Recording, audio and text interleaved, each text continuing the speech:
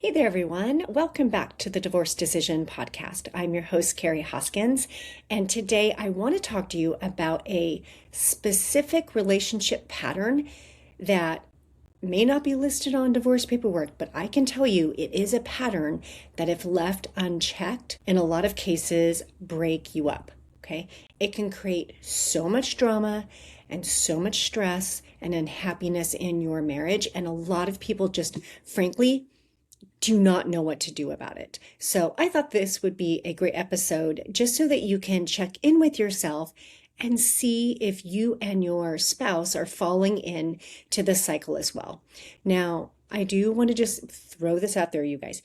If today's episode, after listening to it, you're just like, damn it, that is us. I want you to know that it doesn't mean that your relationship is doomed or that it's over.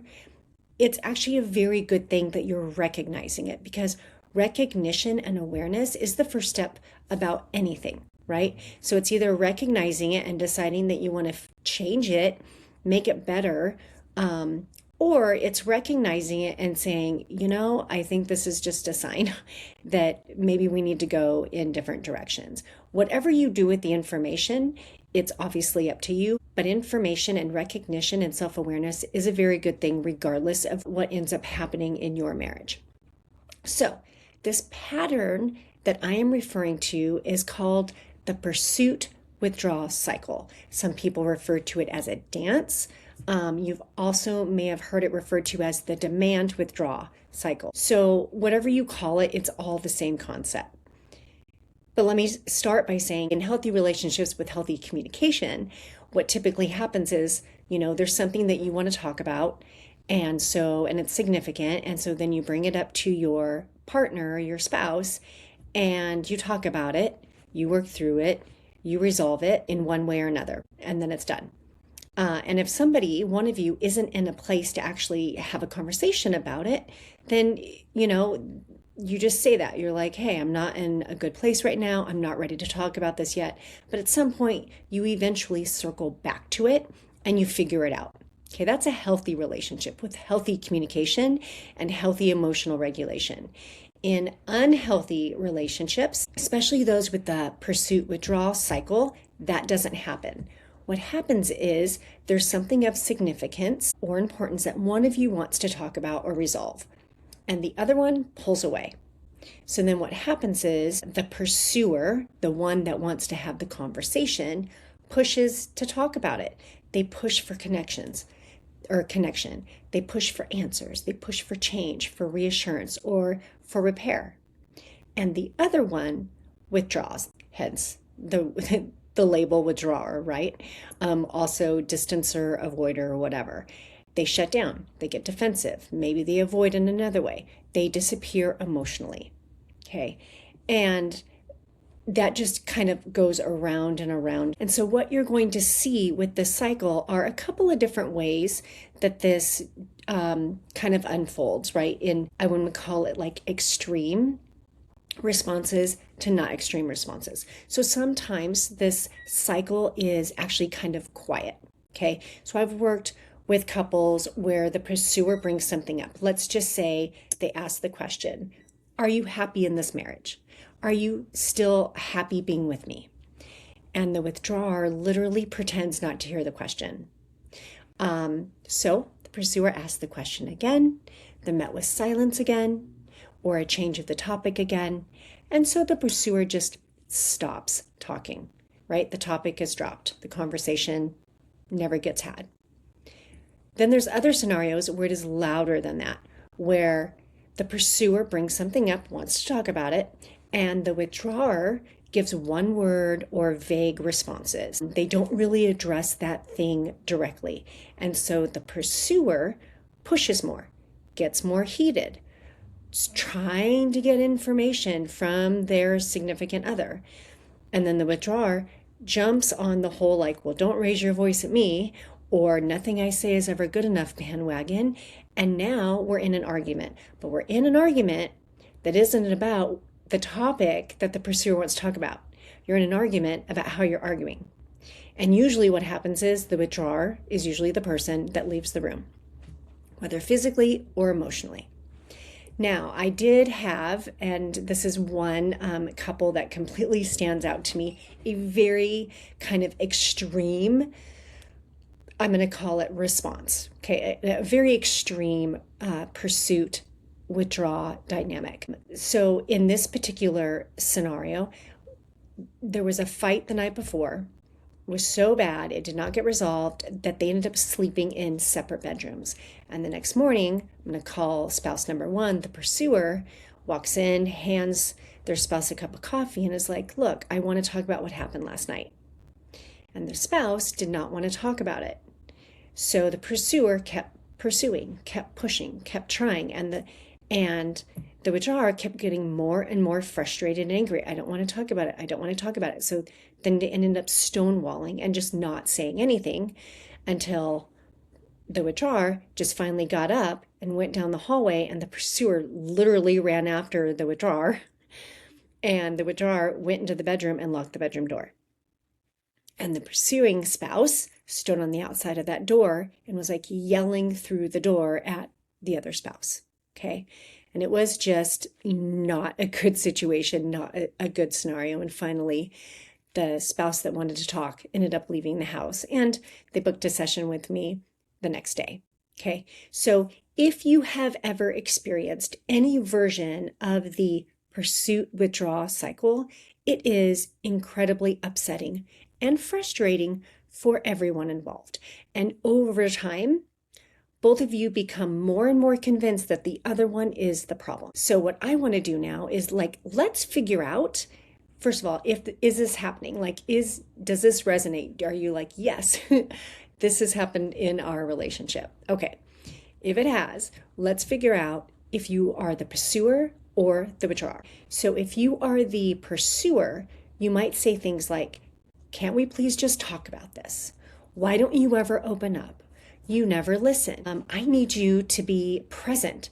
Why do you always shut down?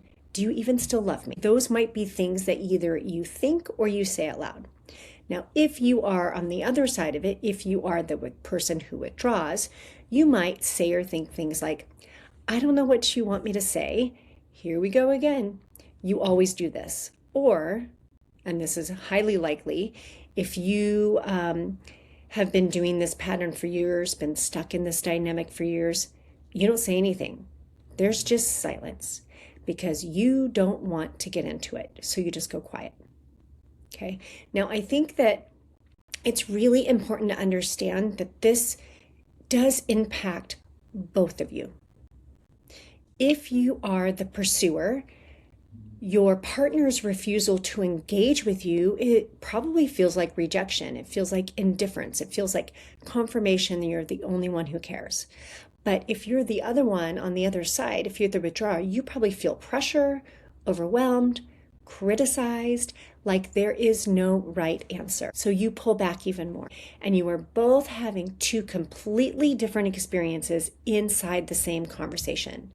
So the pursuer is thinking, please open up, talk to me, come closer.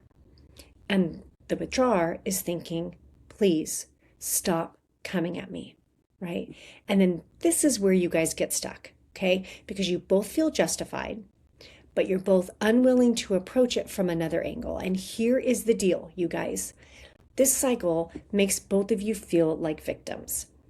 And I think this is really important to understand because if you're the spouse that wants to engage in the hard conversation, you probably feel abandoned, ignored, dismissed, and alone. And if you're the one that doesn't want to have the conversation, doesn't want to talk about it, you probably feel criticized, overwhelmed, maybe inadequate, emotionally unsafe when these conversations or attempts at the conversations happen, okay? And again, one of the reasons why this cycle is so hard to interrupt is that neither of you thinks that you're escalating it, but you are. Each of you thinks that you are responding appropriately, but you're not. And how do I know that? Because your cycle is continuing. Okay, now look, if you are the pursuing spouse, you probably, and this is really good information for you, you probably are coming across as sounding angry, intense, critical, or maybe even like relentless to your partner.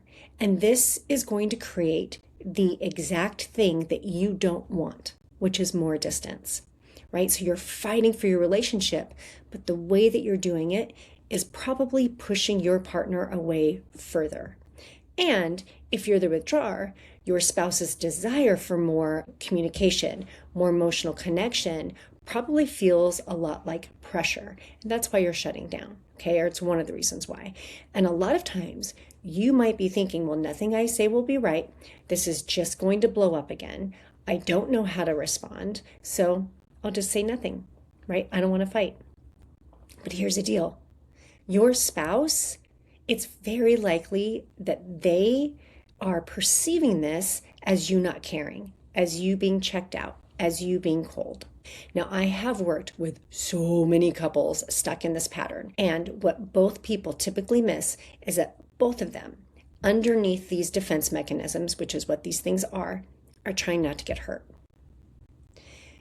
The pursuer is trying to get closeness in a way that creates more distance, and the withdrawer is trying to like avoid conflict in a way that is creating more panic in their spouse. And then both of you walk away feeling even more alone. Now, I do want to push back on something that I hear all of the time. The pursuer often believes that they care more about the marriage because they're the one that's trying to have the conversation. Okay, now I'm going to be perfectly honest. I used to think this too. In my first marriage, I was definitely the pursuer. And my spouse's avoidance and withdrawal made me feel really alone, and it made me feel rejected.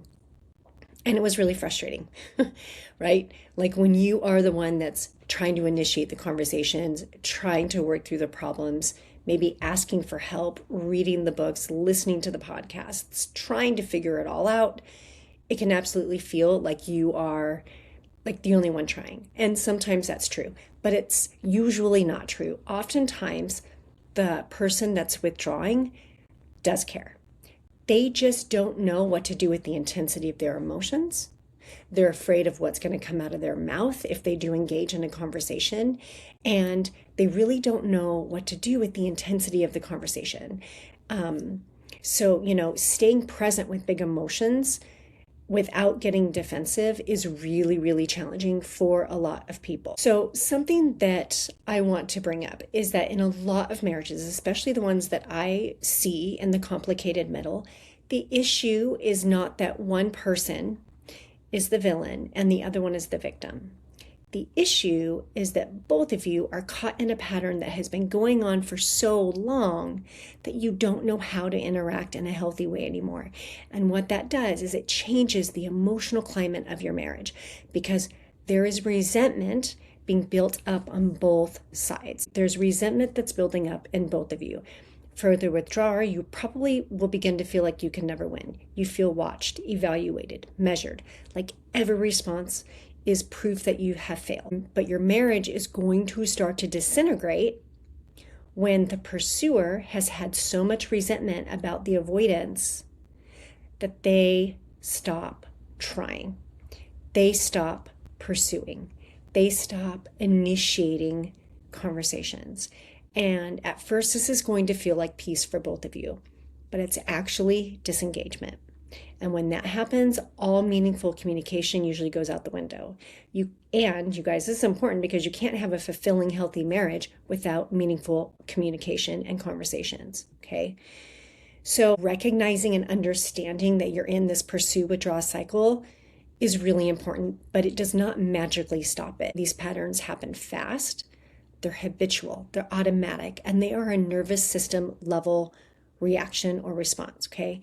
And changing this dynamic requires awareness that it's happening, intentionality about changing the way that you are interacting with each other so that you can actually get to what's underneath the problems of your marriage.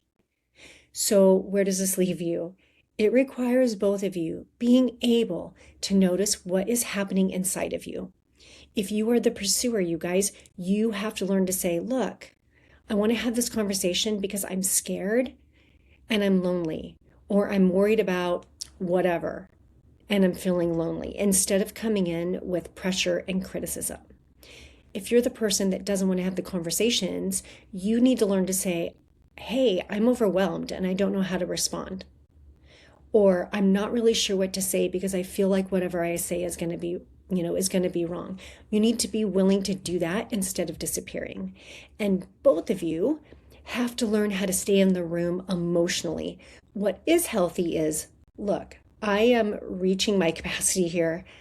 I am really overwhelmed. I'm very emotional. I'm very upset. I need a break. And the key is you have to circle back so that you can actually resolve it. And this is why I think that getting coaching or therapy is the way to go if you are stuck in this withdraw pursuit cycle. Because if you have someone that's really good, they can really help you slow everything down so you can see what's happening. They will teach you how to change your pattern. They will help you address the issues that need to be addressed in your marriage so that you can decide whether or not you want to keep going and trying to fix it or whether you want to go in another direction. So if you have been living with this dynamic, and this is the last thing I'm going to say about this, if you've been living in this dynamic for a few years or more, you are probably entering into stage 4 of the divorce decision without even realizing it. Stage 4, it's called the fracture. And I strongly believe that the fracture stage is really where that downward spiral begins. And I think this is also one of the reasons why it's so important to know what stage you're at so that you know where you need to go from here. So if you don't know what stage of the divorce decision you are at, I would invite you, or actually encourage you, to go take my quiz, you guys. It's called Should We Get a Divorce? It's in the show, the link to it's in the show notes. You can also access it from my website, kahoskins.com. Okay, so that is what I have for you today. I sincerely hope that you found this helpful. If you don't know whether you are the pursuer or the withdrawer, go back and listen again to this episode so you can figure out which side of the coin you're on, though most people tend to know. All right, last but not least, it would be so helpful for me if you would please give me a review and leave a comment so that I can get the word out about this podcast to more people. All right, my friends, I hope you have a fantastic week. I'm Carrie Hoskins, and this is the Divorce Decision Podcast. I'll see you next time.